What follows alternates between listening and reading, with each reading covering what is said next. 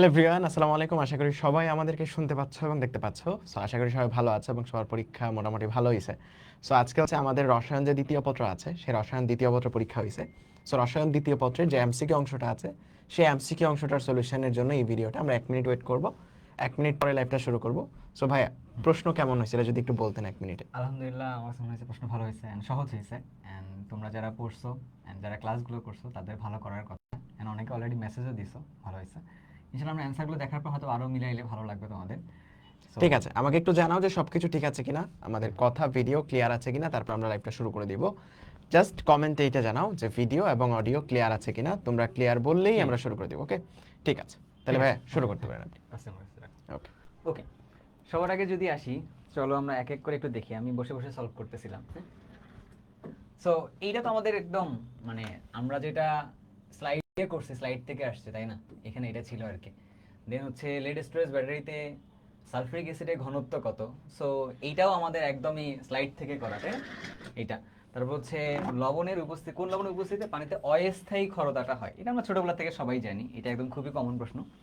এবার আসতেছে হচ্ছে এইটা, এই যে এটা সলভ করতে হবে। এটা আমরা গতকাল যখন লাইভটা করতেছিলাম রাতে, তখন আমরা সলভ করছিলাম এটা, এরকম একটা জিনিস। তো আমরা বলছিলাম যে এইগুলোকে ব্যাক ক্যালকুলেশন করে নিয়ে আসতে হয়, তাই না? সো এখানে ওয়াই যেটা বলছে 2 কার্বনের একটা, তাহলে CH3, তারপর CHO এটা।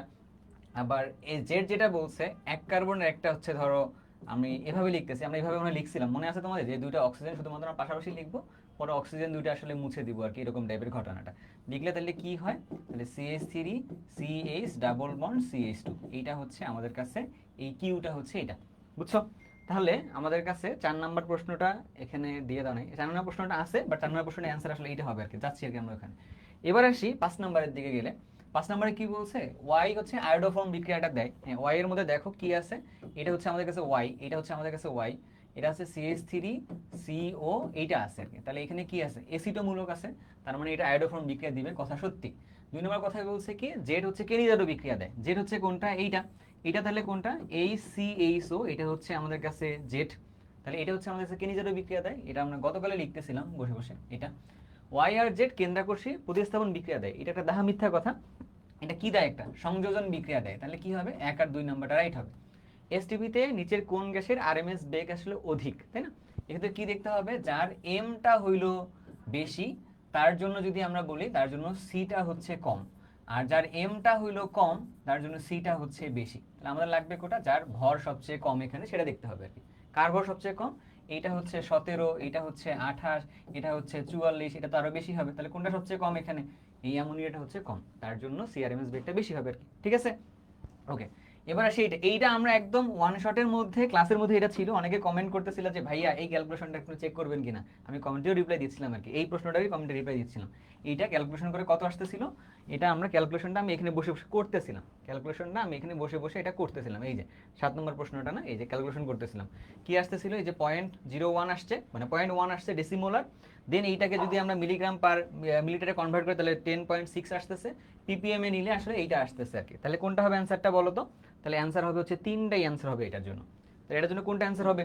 তাহলে এটার জন্য অ্যান্সার হবে হচ্ছে 3টাই, এটার জন্য অ্যান্সার হবে আর কি। ক্লিয়ার? এই যে অ্যামোনিয়াম হাইড্রোক্সাইড একটা দুর্বল ক্ষার, HCl, এটা হচ্ছে তীব্র একটা অ্যাসিড। দুর্বল ক্ষার এবং তীব্র অ্যাসিডের বিক্রিয়া যদি আমরা করে ফেলি, তখন কি দিতে হয় জানো? এখানে দ্রবণটা অ্যাসিডিক হওয়ার চান্স থাকে। তো সেক্ষেত্রে আমরা কি করতে পারবো? আমরা হচ্ছে মিথাইল অরেঞ্জটা এখানে ইউজ করবো আর কি, তাই না? ওকে, এবার যাই পরের দিকে। এই 4 নম্বর যেটা বলছিলাম, যেটা আমরা বের করে আসছিলাম, দেখছো? 4 নম্বরে বের করছিলাম CH3 CH CH2। ওকে, এইটাই আবার এখানে আছে। কোনটা হবে বলো তো? এই যে এটা আর কি অ্যান্সারটা। এবার আসো, এটা তো আমরা দিয়ে দিছি 8 নম্বরটা অলরেডি, মিথাইল অরেঞ্জ। 9 নম্বরে আসো, নিচের কোনটি আকারে ছোট? সো এইটা, এইটা আসলে আমাদের যদি মনে না থাকে, আমরা যেটা করছিলাম, এই দেখো, এটা হচ্ছে আমাদের এমসিকিউ যে কোর্সটা ছিল, এমসিকিউ কোর্সের স্লাইডে লিখে দিয়েছিলাম যে ন্যানো কোণার বৈশিষ্ট্য 9 কোনটা, এখানে লিখে দিয়েছিলাম। দেখো, অণু পরমাণুর থেকে ন্যানোটা একটু বড়, তারপর হচ্ছে বাল্কটা বড় হয়। তাহলে হচ্ছে কোনটা বলো এখানে হবে? তাহলে এখানে হচ্ছে আমাদের জন্য পরমাণুটা হচ্ছে, তাই না? আচ্ছা, কোন কোন যৌগটি আলোক সক্রিয়? এটা গতকাল আমরা কথাবার্তা বলতেছিলাম যে কার্বনটার মধ্যে 4টা ভিন্ন একযোজি আছে আর কি। তাহলে CH3, তাহলে কি হবে এখানে? H হবে, এখানে হচ্ছে NH2, এই যে দেখো COOH, 4টাই এখানে ভিন্ন আছে। তাহলে কোনটা হবে? তাহলে হচ্ছে গ নাম্বারটা হচ্ছে ভিন্ন হবে আর কি। বুঝতে পারছো? মানে গ নাম্বারটা হচ্ছে কাইরাল কার্বন থাকবে, ওইটাই হচ্ছে আলোক সক্রিয় হবে। গেল ব্যাপারটা। আচ্ছা, এবার আসো, যে নিম্নের কোন বিক্রিয়ায় কার্বন শিকল হ্রাস পায়? কার্বন শিকল হ্রাস পায় কোথায় জানো? এটা হফম্যান ক্ষুদ্রাংশকরণ বিক্রিয়া, যেখানে মাঝখানের যে CO যেটা থাকে কার্বনিল মূলকের মতো, তো এইটা কি হয়ে যায় এখান থেকে সোডিয়াম কার্বনেট আকারে বের হয়ে যাইতেছে এখানে, তাই না? তারপর এটা কি হলো, কপার সালফেট দ্রবণের মধ্য দিয়ে 5 সেকেন্ডে 5 এম্পিয়ার মাত্রার তড়িৎ প্রবাহ চালনা করলে ক্যাথোডে কি পরিমাণ ধাতু জমা পড়বে। তো আমাদের ফর্মুলাটা সবাই আমরা জানি, এটা হচ্ছে MIT/EF। তো এইটাতে আমি মানগুলো এখানে বসাইছি, তোমাদের হয়ে মানগুলো বসায় আমি এখানে হিসাব নিকাশও করছি। হিসাব নিকাশ করে কত আসছে, এই যে এটা আসছে, হ্যাঁ 0.00 তারপর 82 এরকম একটা মান আসছে। তাহলে কোনটা হবে অ্যান্সারটা এটার জন্য? তাহলে এটার জন্য অ্যান্সারটা হচ্ছে এইটা, এটার জন্য হচ্ছে অ্যান্সারটা হচ্ছে এটা। একটি গ্যাসের ব্যাপন হার হচ্ছে কার্বন ডাই অক্সাইড গ্যাসের তুলনায় এত হলে গ্যাসের আণবিক ভর কত হবে আর কি, এটা তাই না? তো এটাও আমরা করছি, একদম ধরে ধরে ধরে ধরে করতে গেছিলাম এখান থেকে। তাহলে হচ্ছে ধরো যেটা আননোন গ্যাস তার ব্যাপন হার হচ্ছে উপরে লিখছি, নিচে লিখছি হচ্ছে কার্বন ডাই অক্সাইড ব্যাপনের হার, তারপরে লিখছি তার কি, তার আণবিক ভর। কার্বন ডাই অক্সাইডটা উপরে যাবে যেহেতু ব্যস্তানুপাতিক হয়, তার নিচে হচ্ছে আননোনটার জন্য আণবিক ভর। এটাকে ক্যালকুলেশন করে কত আসতেছে, আননোনটার ভর 2 আসতেছে আর কি। কত আসতেছে, আননোনটার ভর 2 আসতেছে। ক্লিয়ার হয়? ওকে, এখন তাহলে আমাদের কাছে অ্যান্সারের দিকে যাইতে হবে। তাহলে কোনটা হবে, এটা হচ্ছে 2। এটার যদি আমরা এরকম সেম ভাবে হিসাব নিকাশ করে বের করছি, এটা কত আসতেছে 1.5 × 10⁻23 আসতেছে আর কি, হ্যাঁ এটা। সো এইটাও আমরা ক্যালকুলেশন করছি, কিভাবে ক্যালকুলেশন করছি আসো।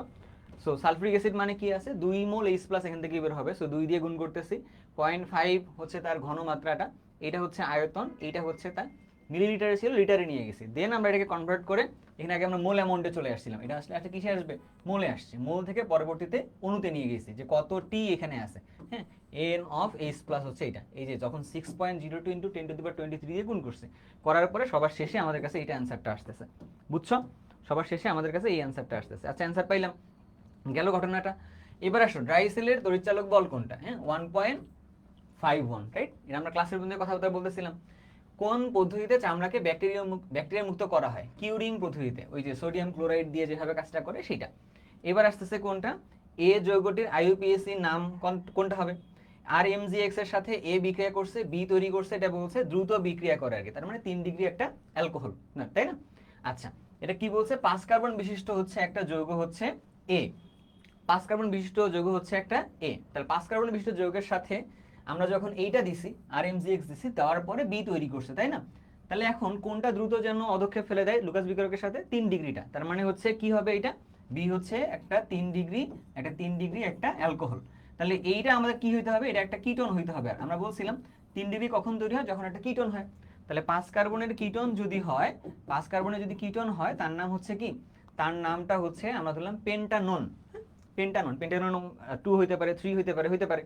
তাহলে আমাদের কাছে এ তাহলে কি হবে, তো পেন্টানোন একটাই অপশন এখানে আছে, আমরা এটা দিয়ে দিছি। আমরা আগে কনফার্ম করে নিছি এটা কিটোন, তাহলে কিটোনটা আমরা আগে দিছি। এবার আসো 22 নম্বর। এই প্রশ্নটা আমার কাছে কনফিউশন আছে যথেষ্ট পরিমাণে, তবে আমি অ্যান্সারটা তোমাদের বই অনুযায়ী লিখতেছি আর কি। এখানে বিটা কি বলতো, বি যেটা হইলো এটা হচ্ছে আমাদের কাছে একটা 3 ডিগ্রি অ্যালকোহল, তাই না? তাহলে 3 ডিগ্রি অ্যালকোহল মানে কি রকম হবে অ্যান্সারটা, এটার যে অ্যান্সারটা হবে হচ্ছে এরকম টাইপের। এটা অ্যান্সারটা হবে হচ্ছে এটা অ্যান্সারটা হবে হচ্ছে এরকম, এটা অ্যান্সারটা হবে হচ্ছে এটা। সো এটা হচ্ছে আমাদের কাছে একটা 3 ডিগ্রি একটা অ্যালকোহল। তো 3 ডিগ্রি অ্যালকোহলগুলা সাধারণত কি হয়, এটা অপশনটা বের করি আগে, ধরো কোথায় আছে, এখানে, হ্যাঁ এটা হচ্ছে 3 ডিগ্রি অ্যালকোহলটা। তো এটা পানিতে দ্রবণীয়, কথা সত্যি, এটা 1 নম্বরে কোনো ডাউট নেই। 2 নম্বর কথা যেহেতু এটার মধ্যে কি আছে, OH-টা আছে, যেহেতু এটার মধ্যে OH-টা আছে, তার মানে এখানকার মধ্যে কি হইতে পারে, এখান থেকে প্রোটন বের হইতে পারে, মানে মৃদু একটা অম্লধর্মিতা থাকলেও থাকতে পারে, খুবই কম পরিমাণে আর কি। বাট এটাকে একদম ওপেন স্টেটমেন্ট দেওয়া খুবই টাফ যে এটা একটা অম্লধর্মী আর কি, এটা একটা। 2 নম্বর কথা হচ্ছে জারিত হয়ে কার্বক্সিলিক অ্যাসিড তৈরি করে। হ্যাঁ, এটা জারিত হয়ে কার্বক্সিলিক অ্যাসিড তৈরি করে, বাট এখানে কিন্তু কার্বন সংখ্যা অনেক কমে যাবে আর কি, বুঝছো? তার মানে থিওরিটিক্যালি যদি আমি বলতে চাই, তার মানে হচ্ছে যে কার্বন সংখ্যা কমে গিয়েও একটা অ্যাসিড তৈরি করে খুবই ভিগোরাস একটা কন্ডিশনে। তো সেক্ষেত্রে করলে 3টাই অপশন হতে পারে। বাট আমরা আমাদের বই অনুযায়ী যেহেতু বলি যে এইটা সাধারণত এরকম করা হয় না নর্মাল কন্ডিশনে, তার মানে 1 আর 2টা জায়গায় দিয়ে আসবো আর কি। হ্যাঁ, আমরা 1 আর 2টা সাধারণত জায়গায় দিয়ে আসবো, কিন্তু কথা হলো কি বলতো, যদি আমরা কন্ডিশন বাড়াই দিই তখন কি হবে, এটা কার্বন সংখ্যা ভেঙে গিয়ে একটা অ্যাসিডও কিন্তু তৈরি হইতে পারে আর কি, এরকম ব্যবস্থাটা আছে। কোনটি বন্ড তৈরিতে কুকিং লিকা হিসেবে ব্যবহার করা হয়? ক্রাফট প্রসেস হচ্ছে এটা। এই যে সোডিয়াম সালফাইড এর সাথে হচ্ছে সোডিয়াম হাইড্রোক্সাইড, বিস্ফোরক হিসেবে কোনটি ব্যবহৃত হয়? গ্লিসারিন ব্যবহৃত হয়, টোলুইন ব্যবহৃত হয়, ফেনল ব্যবহৃত হয়, 3টাই ব্যবহৃত হয় এখান থেকে। তাহলে 1 2 3 হচ্ছে অ্যান্সার। 25 নাম্বারটা কি বলছে, নিচের কোনটি বিজারণ তড়িৎদ্বারকে নির্দেশ করে? বিজারণ মানে হচ্ছে ইলেকট্রন গ্রহণ করছে। আচ্ছা দেখো, এখানে কপার থেকে কপার 2+ জারণ, জিঙ্ক 2+ থেকে জিঙ্ক, তার মানে এটাই তো বিজারণ, তাই না? এটাই হচ্ছে বিজারণ, হচ্ছে ঘটনাটা এখানে। তার মানে আমরা কি করছি, আমরা এখানে সবগুলোরই অ্যান্সার করছি। তো এবার বলো তো কার কয়টা হয়েছে? এবার বলো একটু কার কয়টা হয়েছে। এন্ড মোটামুটি আমরা যদি বলি যা যা পড়ানো ট্রাই করছে, আমি সবগুলো স্লাইড এখানে বের করতেছিলাম। হ্যাঁ, এখানে সবগুলো স্লাইড বের করতেছিলাম বসে বসে, এই যে কেম শটে সবগুলো স্লাইড বের করে করে। তো মোটামুটি এখান থেকে আমরা যা যা মানে পাওয়ার কথা আমরা পাইছি মোটামুটি। ইমন চলে আস। 22 নম্বর এমসিকিউটা মেবি ভুল ছিল, মানে ফেসবুকে দেখতেছি স্টুডেন্টরা পোস্ট দিচ্ছে। কোনটা? এই যে 22, এই যে বললাম না যে 22 নাম্বারটা কনফিউশন আছে, যে এইটা হচ্ছে ধরো যে 1 আর 2 আমরা দাগাইতে পারি আমাদের বই অনুযায়ী সাধারণত এইভাবে, কিন্তু ধরো যে 3টাই চাইলে দাগানো যাইতে পারে, অথবা 1-3ও দাগাইতে পারে আর কি। এটা কারণ এখানে এই প্লাস যেটা এটা খুব কম পরিমাণে বের হইতে পারে, এটা একটা ঘটনা। আবার ধরো যে এইটার মধ্যে যদি আমরা জারণ করি, জারণ করলে এটা ভেঙে গিয়ে এখান থেকে একটা অ্যাসিড তৈরি হইতে পারে আর কি। তার মানে আচ্ছা, এরকম। সো যদি ভুল থাকে আশা করা যায় মার্কস দিয়ে দিবে। আর বোর্ডের ব্যাপারটা হচ্ছে যে তোমরা যেটা মনে করো যে একটা প্রশ্ন আমরা যেমন যখন করি ওটার আগে সলিউশন করি, এরপর হচ্ছে পরীক্ষা নিই, বাট বোর্ডের প্রশ্ন এমনি করে না। বোর্ড আসলে প্রথমে টিচারদের থেকে কোয়েশ্চেন কালেক্ট করে, তারা তখন সলভও করে না, বুঝছো? সো এই টিচার থেকে এই কোয়েশ্চেন, এই কোয়েশ্চেন থেকে এই টিচার থেকে এই কোয়েশ্চেন নিয়ে তারা একটা কোয়েশ্চেন বানায়। এরপরে যখন পরীক্ষার পরে ভুল ধরা পড়ে তখন আসলে মানে ওদের মানে মনে পড়ে যে আসলে সলিউশন করার আগে দরকার ছিল। যেমন ধর আমি তোমার যদি বলি এই প্রশ্নটা দেখতে গিয়ে আমার নিজেরই মনে হয়েছে তুমি নিজেও এটা বুঝবে। যেমন ধর এটা বুঝতে পারতেছিলাম না এটা কি 5s, তো নরমালি দেখা যায় যে সেকেন্ডের জন্য আমরা ছোট করে এসটা লিখি আর কি, এরকম ভাবে ধরো এটা লিখছে 5s, এটা বুঝতে পারতেছি না যে ঘটনাটা কি, কোন দিকে আগাচ্ছে। সো ওরা আসলে পরে প্রশ্নটা যখন তোমরা পরীক্ষা যখন হয়ে যায় এরপরে টিচারদের থেকে সলিউশন চায় যে আসলে এখন সলিউশন দেন আপনারা। সো 10-12 জন টিচার থেকে সলিউশন নিয়ে এরপর সলিউশন তৈরি করে। সো এটা আসলে একটা বাজে পদ্ধতি এখনের দিনগুলোতে। সো ভুল থাকলে আশা করি নাম্বার পেয়ে যাবো। সো 22 নাম্বারটা নিয়ে চিন্তা করিও না। অ্যান্ড আশা করি তোমাদের সবার পরীক্ষা ভালো হয়েছে।